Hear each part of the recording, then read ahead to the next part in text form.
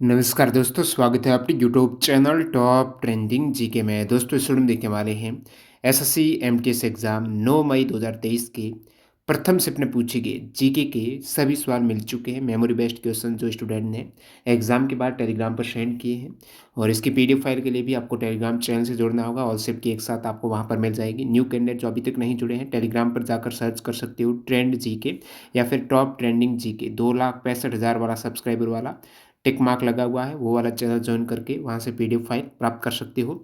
सभी सवाल extra fact सहित कवर करेंगे जो आने वाले किसी भी कॉम्पिटिटिव एग्जाम्स के लिए वेरी इंपॉर्टेंट और फ्रूटफुल रहने वाले हैं। तो सभी 25 सवाल हैं, देख लेते हैं। शुरुआत करते हैं सवाल नंबर 1 के साथ।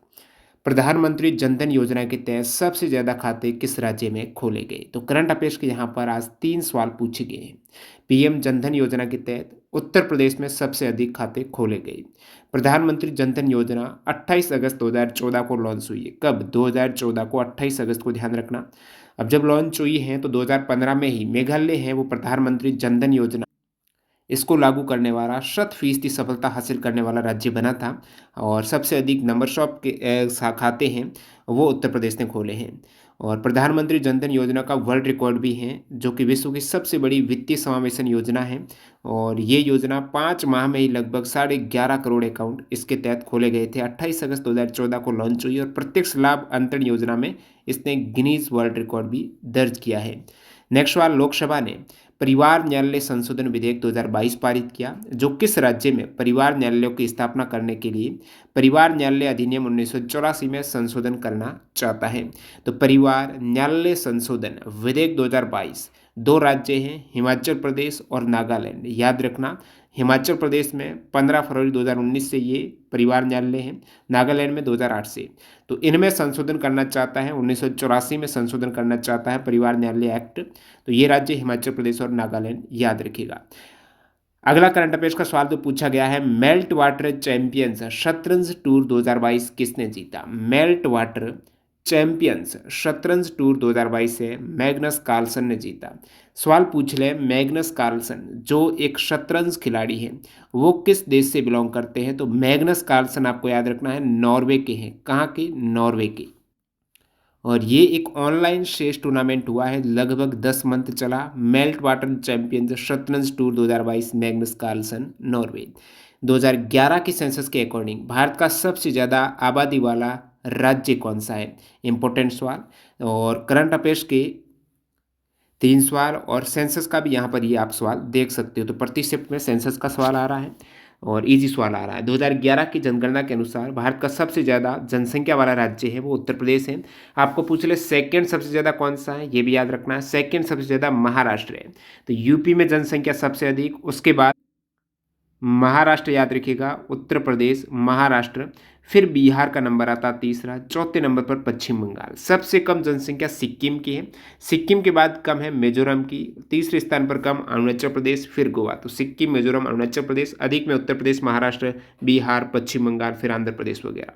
आपको पूछ लिया, अभी तक जनसंख्या घनत्व का नहीं आया, तो आने वाले शिफ्ट के लिए इंपॉर्टेंट है। सबसे कम जनसंख्या घनत्व है वो दोस्तों अरुणाचल प्रदेश का है, 17 व्यक्ति पर स्क्वायर किलोमीटर। और सबसे अधिक है वो बिहार का है। ओवरऑल में सबसे अधिक है वो दिल्ली का है, जो कि 11,320 है। नेक्स्ट सवाल, समान नागरिक संहिता किस आर्टिकल में वर्णित है? कोई भी धर्म का हो, जाति का हो, उन सभी के लिए जो कानून है वो समान रहेगा। चाहे आप शादी का कानून देख लो, तलाक का देख लो, अलग अलग धर्म के लिए अलग अलग कानून मान्य नहीं होगा। संविधान के अनुसार सभी के लिए एक कानून होगा, जिससे राष्ट्रीय एकता, अखंडता और सौहार्द है वो बना रहे। तो आर्टिकल 44 है वो वर्णन करता है समान नागरिक संहिता के बारे में। आगरा किला का शीश महल, इसका निर्माण किसने करवाया? अब शीश महल की बात करें तो एक पटियाला में भी शीश महल है, जहाँ से प्रीवियस एग्जाम में सवाल आ चुका है एमटीएस 2019 में पटियाला शीश महल से। और शीश महल एक लाहौर के किले में भी है, आगरा के किले में भी शीश महल है। तो आगरा का किले का शीश महल और लाहौर के किले का शीश महल, इन दोनों का निर्माण शाहजहां ने करवाया। आगरा के किले के शीश महल का निर्माण 1637 में कराया। इससे पहले लाहौर किले पाकिस्तान में शीश महल का निर्माण 1631-32 में कराया। आपको पूछ लें, पटियाला में शीश महल है, इसका निर्माण किसने करवाया? पटियाला का शीश महल है 1847 में किया गया था निर्माण, महाराजा नरेंद्र सिंह ने। नरेंद्र सिंह ने 1847 में, कब? 1847 में नरेंद्र सिंह। पटियाला शीश महल नरेंद्र सिंह, बाकी शाहजहां। नेक्स्ट सवाल, शाश्वती सेन किस शास्त्रीय नृत्य की डांसर है? शाश्वती सेन है कथक की, ये बिरजू महाराज की शिष्या शाश्वती सेन कथक की डांसर। भारत में द्वैध शासन प्रणाली को किस एक्ट के तहत समाप्त किया गया? रिपीटेड, भारत में द्वैध शासन प्रणाली को शुरुआत तो किया गया है भारत सरकार अधिनियम 1919 के तहत, समाप्त किया गया है 1935 में। ठीक है, तो द्वैध शासन को समाप्त 1935 में, शुरू 1919 में। इससे पहले द्वैध शासन है वो बंगाल में लागू हुआ था 1765 में। उस समय गवर्नर था रॉबर्ट क्लाइव। रॉबर्ट क्लाइव के वक्त द्वैध शासन की शुरुआत 1765 में, और बंगाल में द्वैध शासन 1772 में समाप्त किया गया हेस्टिंग्स के द्वारा। वॉरेन हेस्टिंग्स ने समाप्त किया, क्लाइव ने इसको स्टार्ट किया था। लॉर्ड कॉर्नवालिस ने स्थायी बंदोबस्त सेवा है वो शुरू की थी, कॉर्नवालिस स्थायी बंदोबस्त। सहायक संधि प्रणाली वेलेजली, वेलेजली ने सहायक संधि प्रणाली। वॉरेन हेस्टिंग्स एकमात्र गवर्नर जो भारत में ब्रिटिश सरकार के द्वारा महाभियोग लगाया था। तो ये सभी याद रखना है। बंगाल में द्वैध शासन आपको पूछ ले तो रॉबर्ट क्लाइव ने इसको शुरू किया और हेस्टिंग्स ने इसको समाप्त किया। सबसे अधिक जनसंख्या वाले 10 देश, उसमें कौन सा देश नहीं है? तो विकल्प पर आधारित सवाल है। सबसे अधिक जनसंख्या वाले 10 देश में अभी वर्तमान में इंडिया टॉप पर आ चुका है, सबसे अधिक जनसंख्या है। उसके बाद सेकंड चाइना की है, फिर अमेरिका यूएसए की जनसंख्या तीसरे स्थान पर, यूएसए के बाद इंडोनेशिया की जनसंख्या, उसके बाद पांचवें स्थान पर पाकिस्तान है, पाकिस्तान के बाद ब्राज़ील है, फिर नाइजीरिया है, बांग्लादेश है, रशिया है और मैक्सिको 10वें स्थान पर। महाराष्ट्र का लोक नृत्य कौन सा है? महाराष्ट्र में लावणी प्रमुख लोक नृत्य है। धनगरी गजा भी महाराष्ट्र का लोक नृत्य है। तमाशा महाराष्ट्र का है, लेजिम है, कोली है, गोंडल है, ये सभी महाराष्ट्र की डांसेज है। भारत के किस राज्य की म्यांमार के साथ सीमा नहीं लगती है? म्यांमार के साथ जो भारतीय राज्य है, टोटल सीमा साझा होती है म्यांमार के साथ, वो 1643 किलोमीटर की होती है। उसमें सबसे अधिक सीमा लगती है वो अरुणाचल प्रदेश की लगती है, सबसे कम नागालैंड की। तो म्यांमार के साथ अरुणाचल प्रदेश, नागालैंड, मणिपुर, मिजोरम, इन 4 राज्यों की बाउंड्री शेयर होती है। भूटान के साथ लगभग 700 किलोमीटर बाउंड्री, जिसमें सबसे अधिक भूटान के साथ असम की है और सबसे कम सिक्किम की है। तो भूटान के साथ आप देखेंगे असम की लगती है, भूटान के साथ अरुणाचल प्रदेश की लगती है, पश्चिम बंगाल की और सिक्किम की। नेपाल के साथ 5 राज्य, नेपाल के साथ 1751 किलोमीटर की बाउंड्री शेयर होती है, जिसमें उत्तर प्रदेश, उत्तराखंड, पश्चिम बंगाल, बिहार की सबसे अधिक है, उसके बाद सिक्किम। चीन के साथ आप देखेंगे तो चीन के साथ 3488 किलोमीटर की बाउंड्री, जिसमें जम्मू कश्मीर, अरुणाचल प्रदेश, उत्तराखंड, सिक्किम, हिमाचल प्रदेश है। बांग्लादेश के साथ सबसे अधिक भारत की बाउंड्री है 4096 किलोमीटर, और बांग्लादेश के साथ सबसे अधिक सीमा साझा करता है वो पश्चिम बंगाल करता है 2216 किलोमीटर। फिर यहाँ पर त्रिपुरा है, मिजोरम है, मेघालय है, असम है, ये बांग्लादेश के साथ। पादप कोशिका में कोशिका भित्ति का क्या कार्य है? पादप कोशिका में कोशिका भित्ति है, पादप को मजबूती प्रदान करती है, कोशिका को आकृति प्रदान करती है, और कोशिका के अंदर होता है जीवद्रव्य। जीवद्रव्य केंद्रक सहित पूरा कोशिकांग है वो जीवद्रव्य होता है, तो जीवद्रव्य की रक्षा करता है। पादप की कोशिका भित्ति है वो किससे बनी होती है? आपको बता दूं, जंतु कोशिका में सेल वॉल नहीं होती है, पादप में कोशिका भित्ति होती है सेलुलोज की बनी हुई। ठीक है, और आपको सवाल पूछ रहे हैं शैवाल की कोशिका भित्ति, एनसीईआरटी में दे रखा डायरेक्टली, एल्गी है, शैवाल है, उसकी कोशिका भित्ति होती है सेलुलोज, गैलेक्टन्स और मेनान्स की बनी हुई। लवलीना बोरगोहेन किस खेल से संबंधित है? लवलीना बोरगोहेन ओलंपिक 2020 के जितने भी खिलाड़ी हैं उनका स्पॉट जरूर याद रखिएगा, और लवलीना बोरगोहेन भी उनमें से एक है। बॉक्सिंग के प्लेयर हैं। 2020 के टोक्यो ओलंपिक में इन्होंने वेल्टर वेट यानी 69 केजी भार वर्ग में ब्रॉन्ज मेडल जीता है बॉक्सिंग में। प्रसिद्ध गायक जगजीत सिंह किस विधा के लिए विश्वविख्यात है? जगजीत सिंह है गजल गायक, ठीक है, राजस्थान से है गजल गायन में। वायुमंडल की सबसे ठंडी परत किस मंडल की है?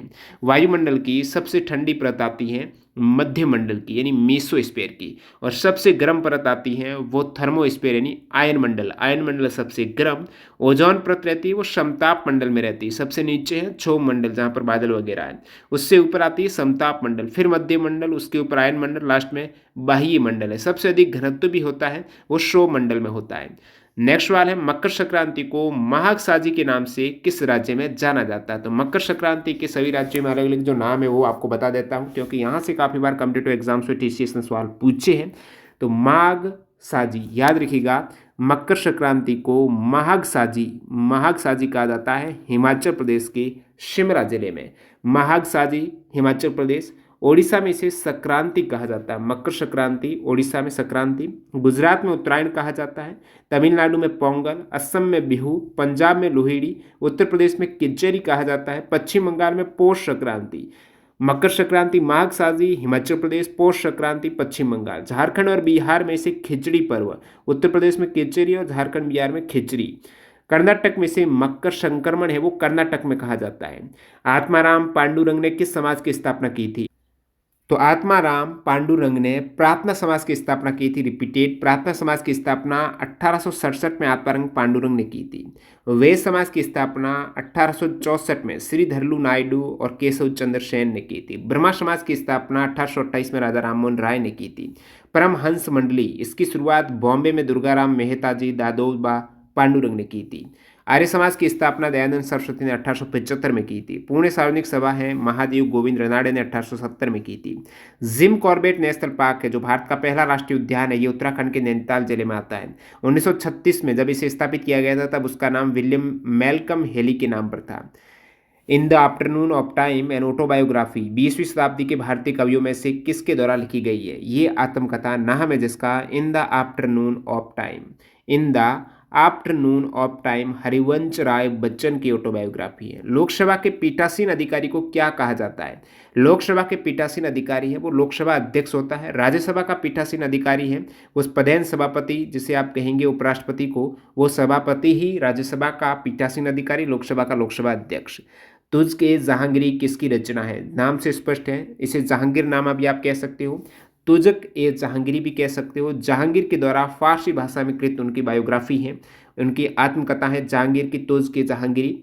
आपको पूछ ले हुमायूं नामा के लेखक कौन है, तो उनकी हुमायूं नामा की बहन है यानी बाबर की पुत्री गुलबदन बेगम है वो हुमायूं नामा की लेखक गुलबदन बेगम। बाबर नामा या तुझ के बाबरी मुगल साम्राज्य के पहले सम्राट बाबर की आत्मलिखित जीवनी है। बाबरनामा बाबर की है जो उन्होंने अपनी मातृभाषा चगताई तुर्की में, इसका भाषा पूछा जाता है बाबरनामा का। शाहजहाँनामा है इनायत खान के द्वारा लिखी गई है। शाहजहाँनामा इनायत खान। अकबरनामा अबुल फजल। पादशाहनामा अब्दुल हमीद लाहौरी पादशाहनामा जो कि बादशाह शाहजहाँ का सरकारी इतिहासकार था। किसी विलयन के क्वथनांक के आधार पर पृथक्करण, द्रव्यों को आपस में पृथक्करण करने की विधि है क्वथनांक के आधार पर और संघनन के आधार पर, वो है आसवन, प्रभाजी आसवन है। पहले गर्म करेंगे फिर ठंडा करके लिक्विड को आपस में अलग करेंगे, पेट्रोलियम वगैरह को। और फिल्ट्रेशन है जिसे निस्यंदन कहेंगे, जिसमें लिक्विड और ठोस को अलग कर सकते हैं। ठोस नहीं होगा फिल्टर, लिक्विड हो जाएगा। सिलिकॉन वैली ऑफ वर्ल्ड, विश्व की सिलिकॉन वैली कहा जाता है कैलिफोर्निया को। उत्तरी कैलिफोर्निया क्षेत्र है silicon valley of world. Bharat का सिलिकॉन वैली है बेंगलुरु सिटी। नेक्स्ट है मुद्रा की एक इकाई अवधि में जितनी बार हस्तांतरण होता है उसे क्या कहते हैं? इकोनॉमिक्स का सवाल है। मुद्रा की एक यूनिट का, जैसे 1 रुपये का, एक इकाई अवधि में 1 मिनट में 1 रुपये है वो कहाँ का ट्रांसफ़र हो रहा है, वो उसका वेग है। मुद्रा का संचलन वेग उसे कहा जाता है। और संचलन वेग को देश के सकल घरेलू उत्पाद यानी जीडीपी में कुल मुद्रा आपूर्ति को भाग देकर प्राप्त किया जा सकता है। अंतिम सवाल, वायुमंडल की आर्द्रता नापने के साधनों को क्या कहते हैं? उसे कहा जाता है हाइग्रोमीटर। आर्द्रता मापी, वायुमंडल की आर्द्रता को मापने के लिए हाइग्रोमीटर का, इसका मिलता जुलता है का हाइड्रोमीटर। हाइग्रो है ये है आपके हाइग्रो है वो आर्द्रता नापता है, और हाइड्रो है वो दोस्तों दरों घनत्व को मापता है। तो ये दोनों अलग अलग हैं। तो इस प्रकार से आपने सभी सवाल देखे। न्यू कैंडिडेट है, काफ़ी कैंडिडेट चैनल को सब्सक्राइब नहीं किया तो सब्सक्राइब करना बनता है इस एफर्ट के लिए। ज़रूर सब्सक्राइब कीजिएगा। और जो मॉक टेस्ट से जुड़ना चाहता है तो टेक्स्ट बुक में टीटीजी के कूपन कोड यूज़ कर लेना, आपको डिस्काउंट मिल जाएगा इस कूपन कोड से। धन्यवाद।